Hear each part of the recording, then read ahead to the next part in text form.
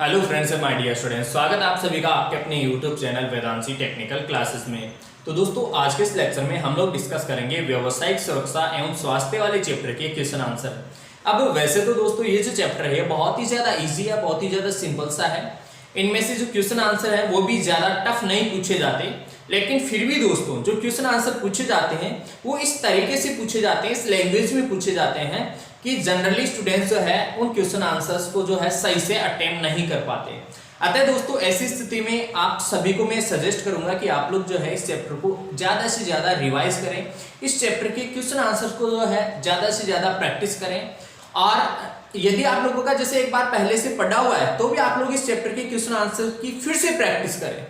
बहुत सारे स्टूडेंट्स को जो है माइंड के अंदर ये थोड़ा सा माइंड सेट इस तरीके से हो जाता है कि उनको लगता है कि यार ये चैप्टर तो हमें आता है, बट फिर भी दोस्तों आप लोगों को मैं सजेस्ट करूंगा, ये थोड़ा सा गाइड करूंगा एक तरीके से कि आप लोग जो है इस चैप्टर के क्वेश्चन आंसर बार बार प्रैक्टिस करें, ताकि आप लोगों को जो है मेन एग्जाम में आप लोगों को किसी दिक्कत का सामना ना करना पड़े। तो दोस्तों स्टार्ट करते हैं आज के इस लेक्चर के क्वेश्चन आंसर। दोस्तों जो क्वेश्चन आंसर्स हैं वो लगभग सारे के सारे क्वेश्चन आंसर हैं वो पहले किसी न किसी कंपटीशन एग्जाम में पूछे हुए हैं, ठीक है। अतः आप लोग जो है दोस्तों उन क्वेश्चन आंसर को एक अच्छे से थोड़ा सा कंसंट्रेट करके माइंड को समझने की कोशिश करना और सीखने की कोशिश करना। तो ठीक है दोस्तों, स्टार्ट करते हैं आज का अपना फर्स्ट क्वेश्चन। चैप्टर का नाम है दोस्तों व्यावसायिक सुरक्षा एवं स्वास्थ्य, व्यावसायिक सुरक्षा एवं स्वास्थ्य, ठीक है। फर्स्ट क्वेश्चन है, बिना किसी सती के मानव अधिकतम कितनी धारा को सहन कर सकता है। मतलब ह्यूमन बॉडी जो है अपना मानव शरीर है वो बिना किसी डैमेज के, बिना किसी सती के कितने मैक्सिमम करंट को सहन कर सकता है, ठीक है। तो दोस्तों यहाँ पे ऑप्शन दे रखे हैं 1 milli ampere, 5 milli ampere, 10 milli ampere, 15 milli ampere और 100 मिली एम्पियर। अब देखो दोस्तों ये जो क्वेश्चन है ये पिछले साल JVNL, जयपुर विद्युत वितरण निगम लिमिटेड में पूछा गया है और यहाँ जो है दोस्तों इसका आंसर बताया गया है 15 मिली एम्पियर। अब देखो दोस्तों इस क्वेश्चन को समझने के लिए आंसर तो इसका आ जाएगा 15 मिली एम्पियर, बट यहाँ पे देखो समझने वाली बात, यदि दोस्तों 10 मिली एम्पियर हो तो यहाँ पे मनुष्य के हल्का सा झटका लगना स्टार्ट होता है, मतलब प्रारंभ होता है 10 मिली एम्पियर पे, ठीक है। देखो 2-3 क्वेश्चन जो है इसी क्वेश्चन से रिलेटेड मैं आप लोगों को बता देता हूँ। 10 मिली एम्पियर पे हल्का सा झटका लगना स्टार्ट होता है, 15 मिली एम्पियर तक मनुष्य जो है मतलब झटके को सहन कर सकता है, ठीक है। उसके बाद में 15 से जस्ट लगभग डबल करो दोस्तों, अगर हम बात करें 30-40 मिली एम्पियर की, ठीक है, तो वहां पे श्वसन से संबंधित दिक्कत होने लगती है। अपनी जो श्वसन क्रिया है उससे रिलेटेड इफेक्ट, प्रभाव बॉडी के अंदर उत्पन्न हो जाता है। और दोस्तों यदि लगभग जो है 200-300 मिली एम्पियर की बात करें तो वहां पे जो है अपने त्वचा को क्षति पहुंच जाती है, ठीक है, क्षति पहुंच जाती है, मतलब स्किन जो है वो डैमेज हो सकती है, राइट। और दोस्तों एक क्वेश्चन ऐसे भी पूछा जाता है कि मनुष्य की डेथ क्यों हो जाती है, ठीक है, तो उसके लिए जो है उसके लिए पर्टिकुलर टाइम भी साथ में होना चाहिए। मतलब जैसे 15 मिली एम्पियर की करंट है या फिर 20 मिली एम्पियर की करंट है, कितने सेकंड्स तक बॉडी के अंदर से गुजरे, तो मतलब कोई भी जो करंट है, करंट के साथ जब समय भी दिया हुआ हो तो वो जो है डिफाइन करती है कि उसकी उस धारा पे कितने समय तक गुजरने पे मृत्यु हो जाती है। तो वैसा क्वेश्चन जो है वो मैं आप लोगों को अभी आगे बताऊंगा, ठीक है। तो इसका आंसर आ जाएगा दोस्तों 15 मिली एम्पियर, ऑप्शन डी, ठीक है। 5 ऑप्शन थे इस क्वेश्चन में, मतलब ये JVNL का क्वेश्चन है, ठीक है। नेक्स्ट क्वेश्चन देखो, कितनी धारा से अधिक पर झटके से त्वचा जल जाती है। तो त्वचा जलने का जो है खतरा दोस्तों 200 मिली एम्पियर से 300 मिली एम्पियर तक होता है, ठीक है। तो आंसर आ जाएगा इसका दोस्तों 200 मिली एम्पियर, ऑप्शन डी, ठीक है। शुष्क मानव शरीर का प्रतिरोध, देखो दोस्तों ये भी काफी अच्छा क्वेश्चन है। शुष्क मानव शरीर का जो ह्यूमन बॉडी है अपनी, जैसे अपना जो मानव शरीर है इसका प्रतिरोध कितना होता है शुष्क अवस्था में। अब देखो दोस्तों नॉर्मली जो बॉडी है यार, आपको पता है इस बॉडी के अंदर 75% पानी होता है, ठीक है। आप समझो इस चीज को, इस बॉडी के अंदर कितना होता है 75% पानी। अब यहाँ पे मतलब सामान्य अवस्था में जो बॉडी है वो गीली होती है, गीली, ठीक है, नमी युक्त होती है। लेकिन यहाँ पे जो क्वेश्चन पूछा गया है वो है शुष्क मानव शरीर का, मतलब सूखा हुआ, शुष्क। तो शुष्क अवस्था में दोस्तों लगभग 1 लाख ओम जो है प्रतिरोध हो जाता है इसका।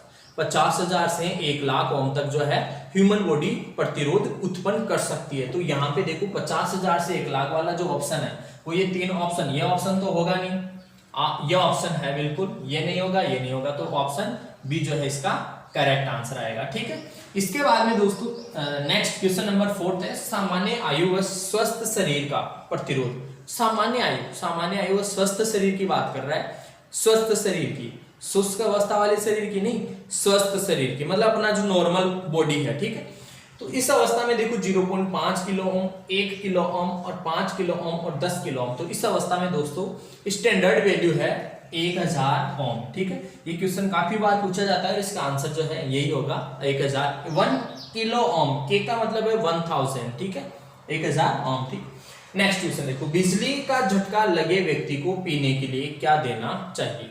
अब ये क्वेश्चन भी देखो आपके कंपटीशन एग्जाम में पूछा गया है, बट आप लोग जनरली आप पढ़ोगे अपने बुक्स वगैरह में तो वहां गिवन होता है दोस्तों कि जो विद्युत झटका लग गया किसी को तो उसको कुछ भी खाने पीने को नहीं देना चाहिए, ऐसा गिवन है।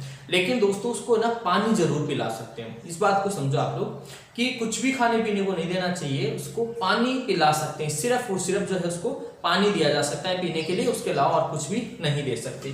तो यहाँ पे देखो ऑप्शन दे रखे हैं, पानी, चाय, गर्म कॉफी, ठंडा कॉफी। ठीक है, तो यहाँ पे क्या दे सकते हैं दोस्तों, पानी हम उसको पीने के लिए दे सकते हैं। ठीक है, तो स्क्रीनशॉट ले लीजिए आप लोग इन क्वेश्चंस का।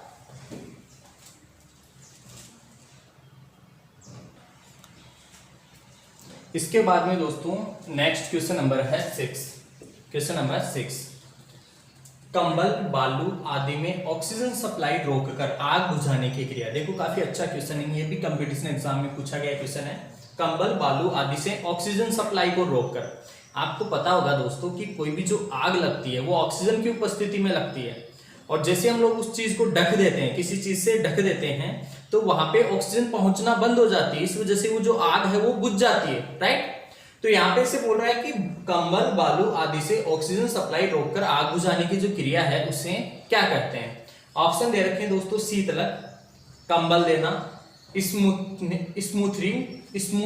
है ये दोस्तों ना, स्मूथरिंग, और उसके बाद में आर्किंग। तो यहाँ पे दोस्तों शीतलक तो पानी से जो बुझाते हैं उसको, जैसे पानी से ठंडा करना शीतलक आता है, कंबल देना कोई क्रिया नहीं है। आर्किंग तो क्या है, आर्क उत्पन्न होना, चिंगारी उत्पन्न होना, वो आर्किंग है।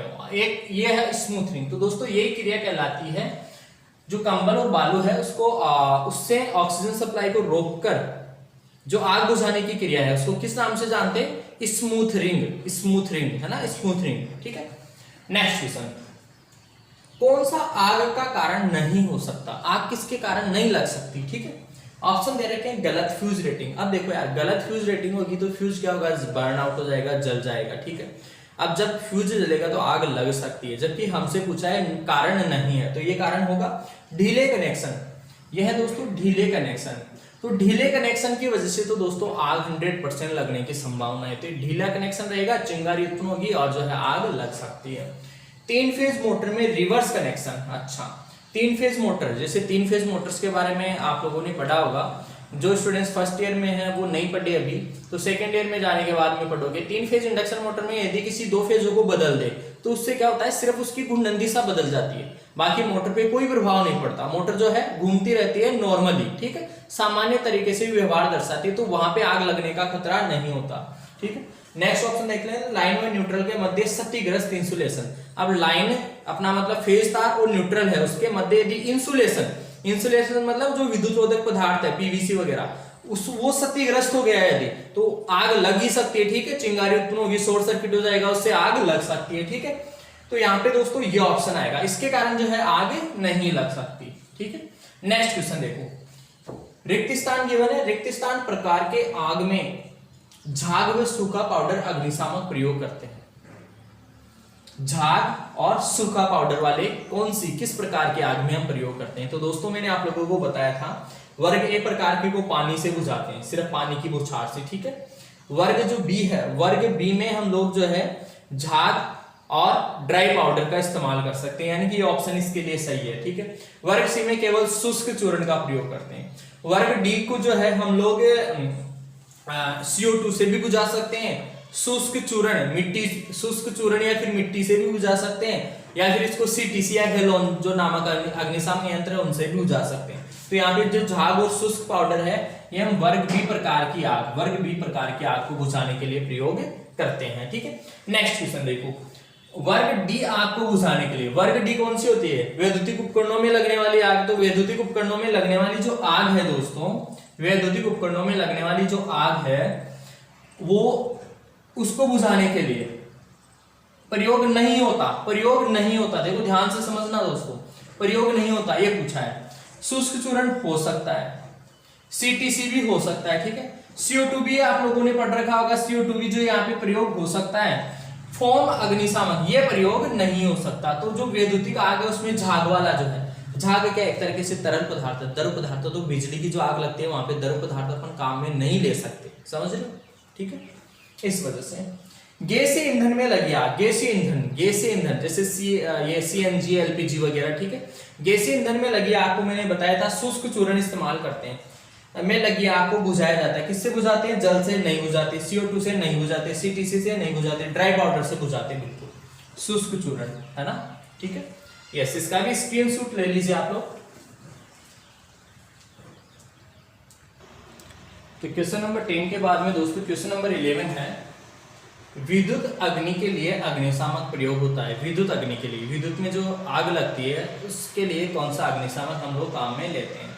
अब देखो दोस्तों, ऑप्शन है CO2 अग्निशामक, जल, फोम, शुष्क रसायन, शुष्क पाउडर नहीं है, शुष्क रसायन है। ठीक है, NOTA, none of the above, मतलब इनमें से कोई नहीं। अब यहाँ पे दोस्तों मैक्सिमम स्टूडेंट्स क्या करते हैं, जैसे CTC या हेलोन को याद रख लेते हैं। ठीक है, तो उस हिसाब से आंसर आप लोग टिक कर दोगे नन ऑफ द अबव, इनमें से कोई नहीं। बट ये क्या हो जाएगा? गलत हो जाएगा। ठीक है, यहाँ पे दोस्तों मैंने आप लोगों को बता रखा है CO2 अग्निशामक और शुष्क पाउडर और CTC या हेलोन, ये तीनों जो है वो हम विद्युतीय आग को बुझाने के लिए प्रयोग कर सकते हैं। तो यहाँ पे जो है CO2 दोस्तों इसका आंसर आ जाएगा। ठीक है, नेक्स्ट है विद्युत आग किस वर्ग में शामिल है? विद्युत आग देखो दोस्तों, ये JVNL का क्वेश्चन है। ठीक है, ये क्वेश्चन जो है JVNL का है, JVVNL।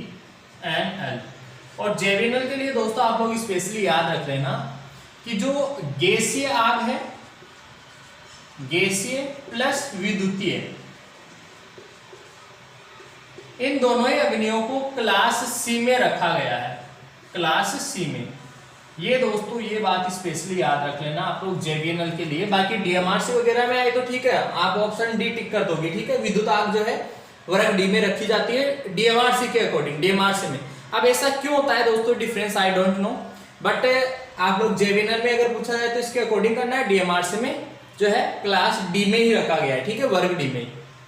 वास्तव में देखा जाए तो ये गलत चीज है, ऐसा नहीं होना चाहिए। ऑल ओवर इंडिया में एक ही स्टैंडर्ड होना चाहिए था, बट यहाँ पे वेरिएशन है थोड़ा सा ऑप्शंस में। तो यहाँ पे आप लोग जो है इसको समझने की कोशिश करो। विद्युतीय आग को जो है हमने पढ़ा था नोट्स के अंदर क्लास डी में रखा गया है। ठीक है, लेकिन JVNL के अकॉर्डिंग, JVNL वालों ने इसको जो है वर्ग C में रखा गया है। गैसीय आग, विद्युतीय आग दोनों को किस में रखा है? वर्ग C में। ठीक है, इसके बाद में देखो दोस्तों नेक्स्ट है लकड़ी या कागज में लगी आग। लकड़ी या फिर कागज में जो लगी आग है, लकड़ी या कागज में, तो आप बताए दो यार वर्ग ये प्रकार की आग कहलाती है। ठीक है, इसके बाद में नेक्स्ट क्वेश्चन है दोस्तों क्वेश्चन नंबर 14, लाइव इलेक्ट्रिकल उपकरण, लाइव जीवित सजीव लाइव इलेक्ट्रिकल उपकरण, लाइव इलेक्ट्रिकल उपकरण में लगी आग किस वर्ग में है? दोस्तों ये भी क्वेश्चन JVNL का ही है। देखो ये क्वेश्चन भी फिर से JVNL का ही क्वेश्चन है ये। और इस क्वेश्चन में भी देखो अभी मैंने बताया कि जो विद्युतीय उपकरणों में जो आग है, विद्युतीय इलेक्ट्रिकल उपकरण मतलब विद्युतीय उपकरण, ये जो आग है हमें कौन से वर्ग में रखना है, कौन से क्लास में रखना है? Class C। तो इसका आंसर हो जाएगा दोस्तों क्लास C।